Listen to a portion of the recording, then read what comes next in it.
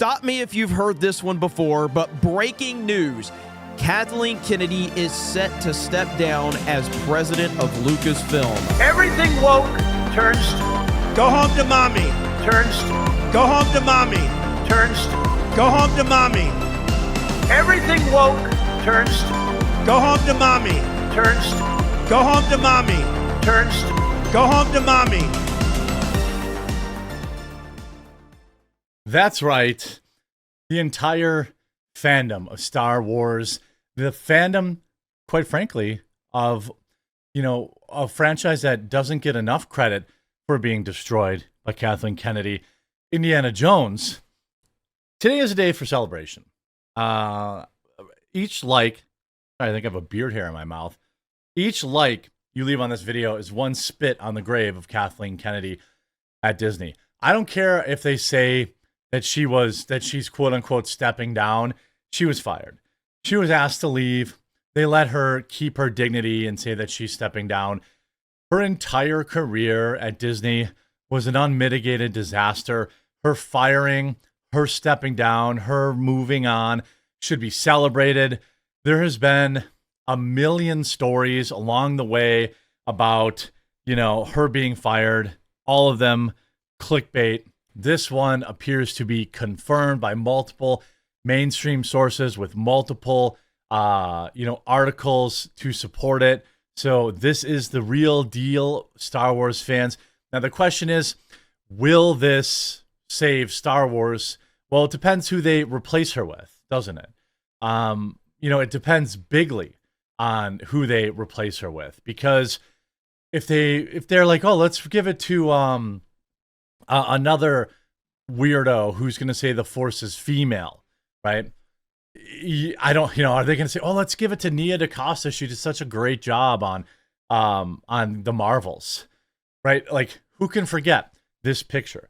The Force is female. Where Comic Book Movie wrote, editorial, Star Wars: The Last Insult. Can a franchise alienate its core fans and survive? Well, we know the answer is no. Just some of the greatest hits. I think generally when somebody passes on or quits or whatever, or retires, right? We like to look back at their career. We like to look back at, some of the things that they did during their life, right? Let's not forget, Kathleen Kennedy wanted to, of course, confirm during the Acolyte that the Force was literally female and that space lesbo witches created the children. The Acolyte makes massive retcon to Star Wars lore, reveals lesbo space witches created life from the Force long before Darth Plagueis. Well, of course they did. Strong, independent women of color always did everything first. This is, let's not even forget Reylo. And by the way, no hate to the actors and actresses in most of these, except for the Acolyte main actress, who was an insufferable twat, in my opinion. Like Daisy Ridley, this kind of stuff, like, they didn't write these scripts. Outside of Rogue One, in my opinion, Rogue One is the only Disney Star Wars movie worth watching. There hasn't been an Indiana Jones movie worth watching in 30 years. But in terms of Star Wars, the only Disney Star Wars movie that they put out that is even worth watching was Rogue One. You could maybe say TFA, but that was a remake. Then we could go to The Last Jedi with Admiral Gender Studies. It was all downhill from a single show. The Mandalorian had a good thing going for one season. People forget that show was like the biggest thing on TV. The Mandalorian was huge. Everybody loved it. Everyone said, now this is what Star Wars is supposed to be. And then they bring back Luke Skywalker's ghost or whatever, and they fire Gina Carano, and no one cares. Then Pedro Pascal negotiates so that he gets to take his helmet off all the time, which is not the code of the Mandalorian, but he wanted everyone to know it was Pedro Pascal playing the Mandalorian. So, he had to do that. they kept hiring more and more insufferable people that wanted to be bigger than the franchise. And again, space lesbo witches creating the Force. This is real. Who can forget the rap song released by the star of The Acolyte, which was like a ninth grader's art project where she rage twerks? I mean, it isn't that we, for the most part, that people didn't like the characters. I mean the actors. People like legitimately gave most of these people a chance. In fact, like there was this whole narrative that everyone hated Kelly Marie Tran when they didn't. That was completely fabricated. People hated the character, but they couldn't understand why nobody liked their writing and their movies and their script work. So they made up this nonsense narrative that misogynists were attacking her. Don't forget how the entire mainstream media worked to alienate, to gaslight, to insult the actual fans of Star Wars. Those same fans, by the way, kept paying to see the movies for the most part. They would have all made money if they didn't have such bloated budgets. But now Kathleen Kennedy is reportedly leaving Lucasfilm sometime this year. What can't Trump do? What can't Trump do? Now, will Star Wars be saved? It's hard to say. Disney still owns it. After more than a decade at the helm of Lucasfilm, destroying beloved franchises, by the way, Kathleen Kennedy is reportedly finally retiring, leaving Lucasfilm by the end of the year, according to a recent report by Puck News, and the Hollywood Reporter soon followed suit. So once the Hollywood Reporter, wrote about it, it was pretty clear that it was the real deal. While rumors of her departure have circulated for years, this time it appears to be more than just fan speculation. Take a minute to celebrate with the Yub Nug song. I'm not going to do that because I'm going to get copyright claimed probably.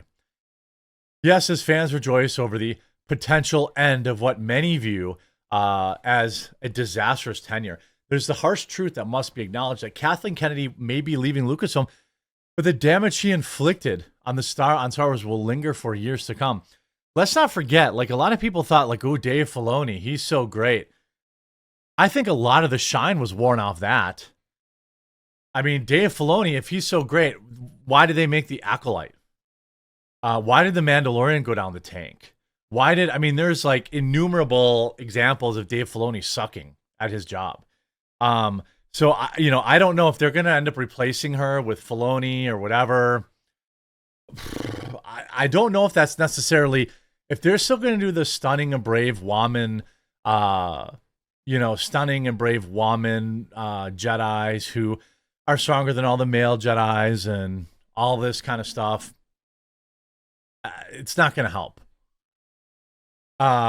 When Disney purchased Lucasfilm back in 2012 for $4 billion, Star Wars became the most valuable and evergreen franchise in cinematic history.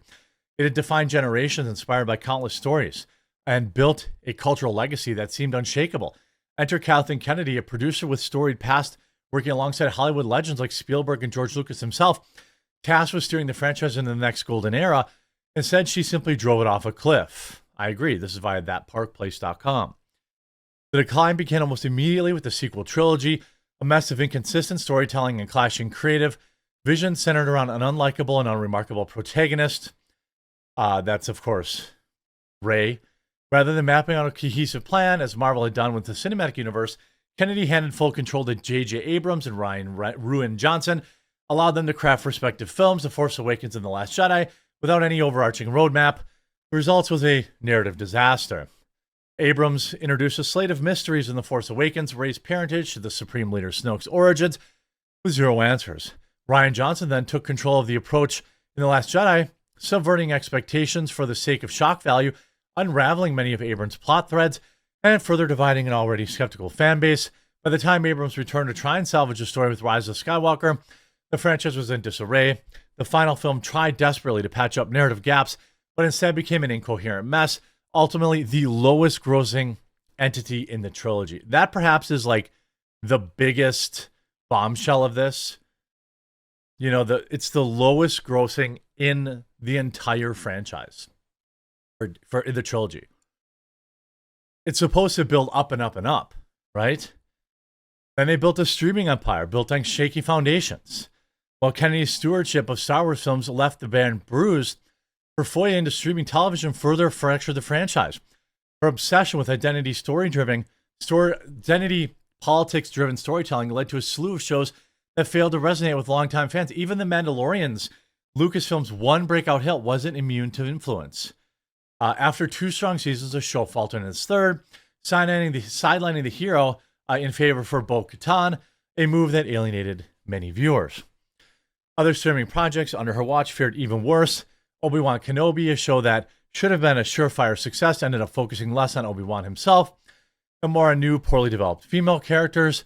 Ahsoka started with promise as a live-action sequel to the popular Rebels animated show, but couldn't maintain its momentum. Viewership steadily declined week after week. The Acolyte became Kennedy's most glaring failure, initially propped up by Access Media touting its status as Disney Plus's second most watched TV of 2024. A deeper dive into the numbers revealed the harsh reality. It still failed to crack the top 10 streaming originals for the entire year. Worst viewership plummeted episode after episode, with the finale recording the lowest numbers of the entire series. Much like the sequel trilogy, there's a pattern here. There were box office disasters, critical misfires. Kennedy's abysmal track record isn't limited to Star Wars failures. Her tenure at Lucasfilm also saw the resurrection and destruction of other beloved franchises. The Willow series on Disney Plus was a disaster from start to finish. Instead of focusing on the main character, the show sidelined Willow in favor of a diverse female-led cast and failed to capture audience interest. Sound familiar? It performed so poorly that Disney removed it from the platform entirely, opting for a tax write-off rather than keeping it even available to subscribers. Then, of course, Indiana Jones and the Dial of Diarrhea, a film that epitomized everything wrong with Kennedy's leadership.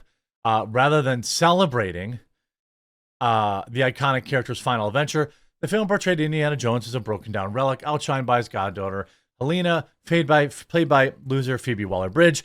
The movie failed epically at the box office, earning just $383 million on a bloated $400 million budget, meaning it lost hundreds of millions of dollars. Where does this leave the Star Wars franchise? I don't know. Disney still owns it, right?